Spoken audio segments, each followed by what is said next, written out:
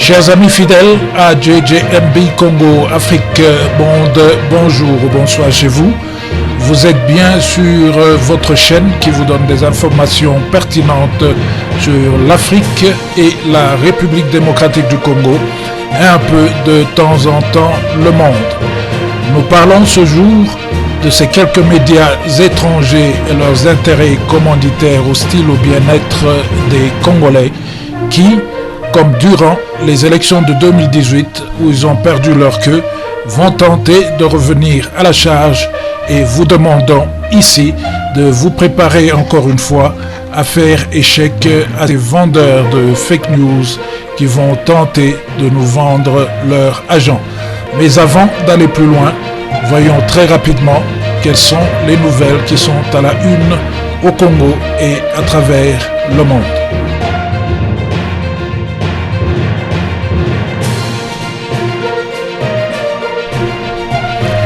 L'actualité au Congo est dominée par l'événement autour du dépôt de la candidature à sa propre succession du président de la République. Président Félix Antoine Tshisekedi Tshilombo a déposé le samedi 7 octobre passé sa candidature pour sa réélection aux élections prévues pour décembre prochain. Il était conduit au siège de la Commission électorale nationale indépendante par une foule immense faite de milliers de personnes arborant les plus de 400 drapeaux multicolores qui composent les partis membres de l'Union sacrée venus pour leurs candidats. Mais aussi présent était la population congolaise en général. Il est intéressant de remarquer que curieusement, ces images n'ont pas fait objet de beaucoup de publicité des médias étrangers à travers le monde, comme elles l'ont été pour les petits candidats. Très curieux, réellement.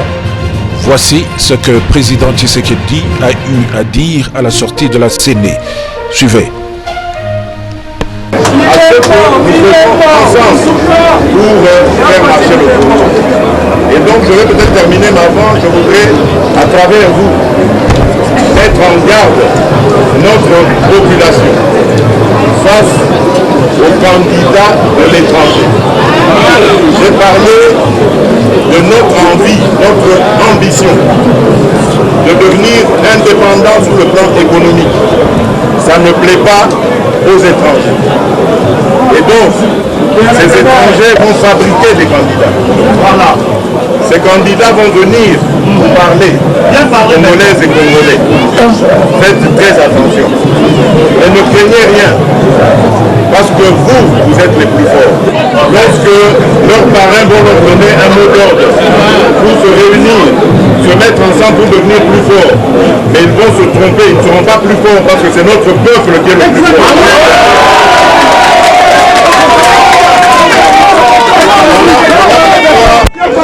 Voilà pourquoi je dis à l'étranger. Il est temps de laisser tomber cette politique du passé qui consiste à tenir des pantins et de penser voir les mains élus contre la volonté de rester vigilants jusqu'au bout. C'est eux seuls qui veulent se mobiliser et rester devant les bureaux de vote. Aussi, je ne peux pas dire qu'à la défense des débats.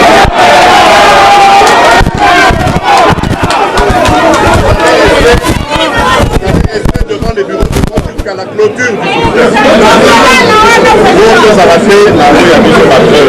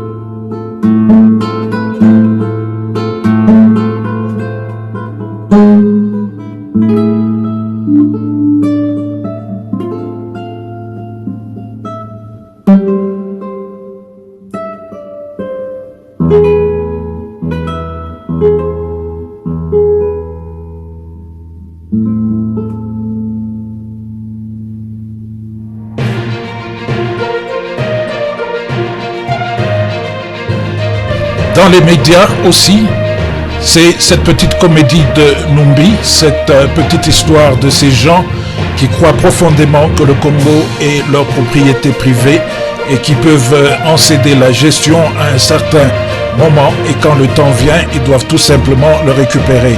Et lorsque les choses iront mal, ils se convaincront qu'ils ont Dieu de leur côté et nous comme témoins.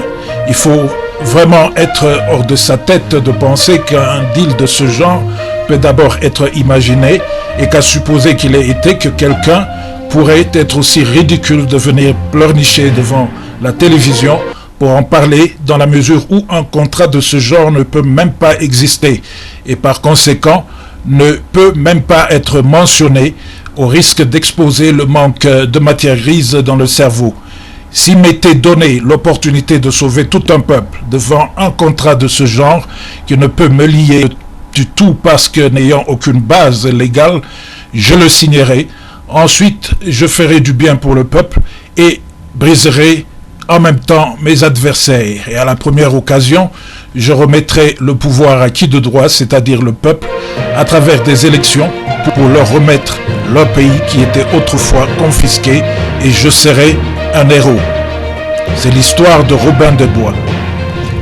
Numbi ne serait-il pas en réalité qu'un opportuniste sans assez d'intelligence pour penser que dans sa fausseté, il façonnerait juste un autre héros en essayant de récupérer une fausse rumeur dans la rue qui accommoderait comme par miracle les envies de son groupe, pourrait bien donner une brèche à leur survie, il l'espère, et assouvir leur jalousie après un échec démontré par les actions positives d'un concurrent.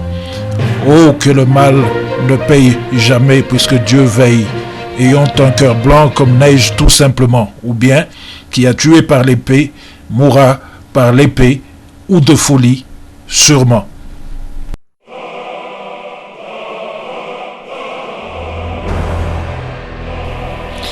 Dans le monde cette fois-ci, nous parlons de la guerre entre Israël et la Palestine, ou le Hamas pour être plus précis. Comme beaucoup d'entre vous le savent certainement, le groupe palestinien Hamas a lancé il y a quelques jours une attaque surprise aux abords d'Israël, lançant à partir de la bande de Gaza des roquettes et envoyant ses militants dans les rues de la partie sud d'Israël.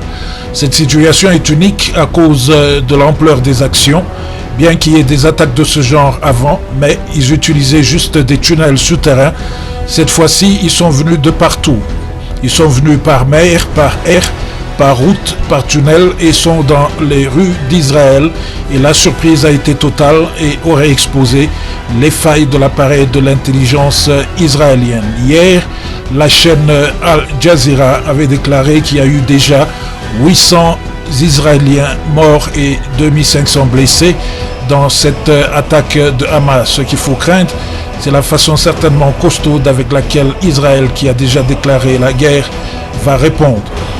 La récente attaque de la bande de Gaza par Israël hier a déjà fait au moins 500 morts et 2900 blessés chez les Palestiniens. Il faut se rappeler que le Hamas est le groupe militant qui contrôle la bande de Gaza, une enclave palestinienne côtière densément peuplée et abritant plus de 2 millions de personnes. Il dirige la bande de Gaza depuis 2007 et a mené 4 guerres contre Israël depuis son arrivée au pouvoir. Il est considéré par les États-Unis comme une organisation terroriste. Le Hamas entretient des liens étroits avec l'Iran.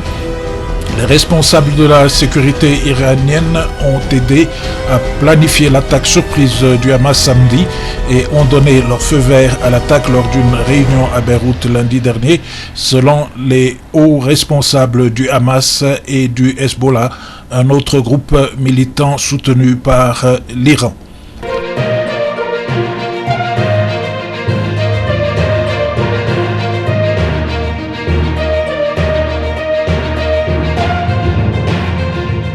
Bien, voilà tout pour ces brèves nouvelles à la une des médias. Revenons donc à notre sujet du jour. Comme en 2018, préparez-vous à faire échec aux fake news des médias étrangers qui travaillent avec leurs sponsors pour vous imposer leur poupette. En 2018, ils ont essayé de nous imposer un candidat fabriqué par leurs sponsors en le faisant plus grand qu'il ne l'était réellement et malheureusement pour eux, ils ont mordu de la poussière. Les Congolais avaient vite compris la supercherie et s'étaient vite organisés en conséquence et président Tshisekedi qui voulait anéantir coûte que coûte et qui était favori avait aussi vite fait de se désolidariser à temps de leur projet de sortir un candidat unique qui avait vu un petit poisson sans base politique dans le pays être choisi à sa place après un vote de pacotille. Ce qu'il leur restait à faire pour imposer ce candidat et remplacer le vote des Congolais comme ils l'ont cru, c'était d'utiliser la manipulation médiatique pour influencer les résultats des votes, mais ça, c'était sans compter que les Congolais n'étaient pas dupes. Ils utilisèrent des images et des mots comme tycoon ou milliardaire en dollars dans le pétrole et l'hôtellerie pour amplifier la stature de leur candidat et des mots comme un homme sans expérience lorsqu'ils parlèrent de président Félix Tshisekedi. Tout ça bien sûr faux sur toute la ligne puisque l'avenir démontrera que le soi-disant inexpérimenté ira bien faire des choses extraordinaires. Et le candidat qui leur avait promis des mines gratuites s'affolait de balancer seul sur une victoire fine comme un cheveu. Laissez le temps au temps et vous enseignera bien des choses. Quoi que l'on dise de président Trump, chez lui, il a été une providence pour la RDC avec sa campagne de fake news qui était venue à un moment propice et ouvert nos yeux sur ce qui se passait avec ces médias étrangers et leurs sponsors pour agir à temps comme nous l'avions fait et emmener la victoire à la maison. Une victoire qui valait tout son pesant d'or puisque aujourd'hui les Congolais peuvent maintenant rêver d'un Congo meilleur, quelque chose auquel ils ne croyaient plus depuis longtemps et n'avaient même plus de la force d'y penser. Voilà ce qui arrive quand vous avez des méchants dans ce monde qui utilisent leur position de force, je dirais militaire et financière, physiquement, mentalement, et vous appauvrir afin de ne plus continuer, constituer un frein au pillage de vos ressources. Pour eux, il vous faut continuer à vivre comme tous les animaux de la forêt du Congo, sans plan, sans cerveau pour penser, mais à vivoter. Ils nous trouveront toujours sur leur chemin. Aujourd'hui, avec les élections de 2023 et face au challenge des minéraux rares, de la rareté de l'eau et des terres cultivables, ils reviendront à la charge et ont déjà commencé d'ailleurs, et ce sera avec un maximum d'énergie comme vous n'avez jamais vu auparavant. Cette fois-ci, ils se sont même assurés de bien engraisser le nouveau candidat et de l'embellir avec de l'huile d'arachide pour qu'il brille encore mieux et que celui de l'élection passée, en le couvrant avec des fausses médailles et titres pour la cause. Question de mieux le faire accepter.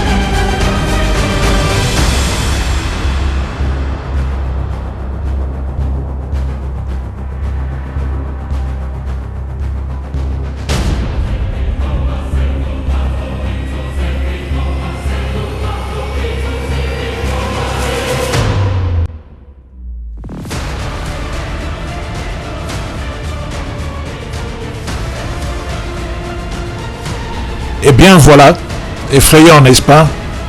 Mais voilà à quoi ressemble tout ce type de gens qui travaillent toujours dans le noir, qui font des combines qui ne finissent pas pour rendre le peuple congolais et africain malheureux, des vrais démons.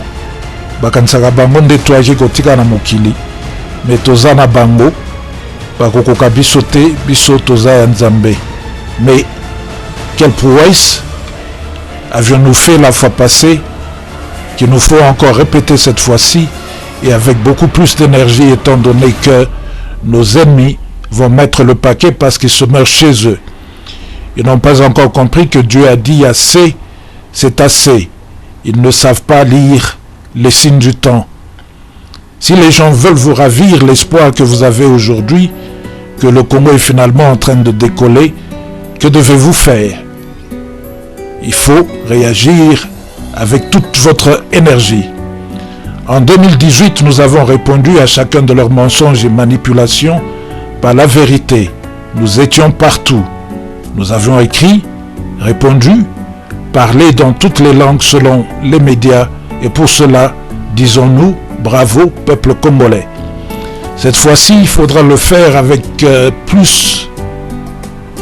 faire encore plus pour votre bonheur, pour le Congo. Et à la fin, c'est votre vote qui compte, et vous savez qui vous a aimé le plus. Parce que, en fin de compte, c'est cela qui doit compter pour vous, pour que vous sépariez le bon grain du mauvais. Parce que lorsqu'on aime bien une personne, on fait beaucoup de choses pour elle. Lorsqu'on aime le Congo, on fait beaucoup pour le Congo. Posez-vous toujours cette question pour savoir ce qui se passe. Si les choses sont en train de bien être faites au Congo, pas comme avant, comme nous le voyons, et s'ils aimaient tant le Congo et son peuple, pourquoi tous ces candidats dans l'opposition n'ont pas rejoint le président Tshisekedi pour tous mettre la main à la pâte pour avancer le Congo et barrer la route à nos ennemis habituels, qui soient-ils? Et beaucoup de ces candidats d'ailleurs n'ont aucun programme, ou s'ils ont, qui puissent les démarquer et les rendre spéciaux. Il est peut-être vrai que l'on ne peut peut-être pas être entendu avec ces propositions si on ne se fait pas d'abord remarquer comme prétendant au pouvoir, mais est-ce qu'ils ont réellement des meilleurs programmes alternatifs à proposer et ne se rendent pas compte que si la réponse est souvent non, à la fin, ils ne sont pris dans le piège de la politique d'ôte-toi que je m'y mette, avec souvent des événements autour d'eux dont ils n'ont aucun contrôle sur, pour à la fin rien avoir à offrir de mieux à ce peuple une fois dans la chaise. Voilà ce qui me pousse souvent à dire que la démocratie copier-coller à l'occidental n'est pas adéquate pour l'Afrique et le Congo, parce qu'elle ne permet pas à un peuple avec une certaine culture et propre réalité d'y trouver la concentration et la discipline nécessaires dont il a besoin, particulièrement en ce moment, pour mettre le travail dans son développement, et ouvre justement une grosse brèche à la manipulation extérieure du fait d'un système qui accommode l'ingérence extérieure à cause de l'avidité de certains candidats. Notre démocratie devrait être différente et propre à nous, et devrait être basée sur nos valeurs traditionnelles de discipline, de l'unité d'esprit et du respect de l'autrui, de l'aîné, du chef, qui incarnait les valeurs et l'unité, et de notre grand créateur dans la poursuite d'un objectif commun toujours plus beau et plus grand. Nous nous demandions donc pourquoi certains candidats de l'opposition ne viennent-ils pas autour du président Tshisekedi pour ne pas éparpiller les énergies nécessaires à barrer la route à l'ennemi et focaliser plutôt sur le développement du Congo. Eh bien, la réponse est simple. Certains se sont déjà frottés les épaules avec les intérêts étrangers qui leur ont promis beaucoup de choses s'ils les aidaient à obtenir ce qu'ils voulaient, le contrôle des ressources du Congo. Donc, le Congo et son peuple ne sont pas leur priorité. À eux, on dira par exemple, éliminer 10 millions de Congolais sur cette terre parce que sous leurs pieds, il y a de l'or, ils le feront parce qu'ils ne seront que des agents. Et surtout, s'ils ont une origine cachée, ce qui est souvent le cas, et excitent plus nos ennemis. Les médias étrangers, eux, et leurs boîtes de résonance au pays, qui sont les militaires au front de ces intérêts étrangers, recevront, comme en 2018, l'instruction de faire gagner leur candidat par impression, c'est-à-dire en cherchant juste à donner au monde entier la fausse image qu'il a gagnée sans attendre les résultats, de façon que les Congolais, inclus tous ceux qui ont une main dans l'attestation des résultats, soient en quelque sorte sous pression psychologique de ne pas aller à l'encontre de ce que ces premiers vendraient au monde. Ces médias et leurs financeurs créeront des scénarios qui s'apprêteront bien à des contestations au cas où leur candidat ne passait pas comme ça par manipulation. Nous l'avons vu en 2018. Ils miseront donc beaucoup sur le dépassement et la fatigue des esprits par martèlement. Ils habilleront le loup d'une peau d'agneau. Tout ce que vous avez déjà vu, les médailles, les photos, les visites, les réceptions, la protection, n'est que prélude et guerre psychologique. Restez focalisés, concentrés, ne craignez rien, c'est vous qui détenez le vote. Bakokoka bisote toza balongi, toza nzambe, motema pembe. Bonjour et bonsoir chez vous. Merci de nous avoir suivis. À la prochaine et bien de bonnes choses chez vous. À bon entendeur, salut.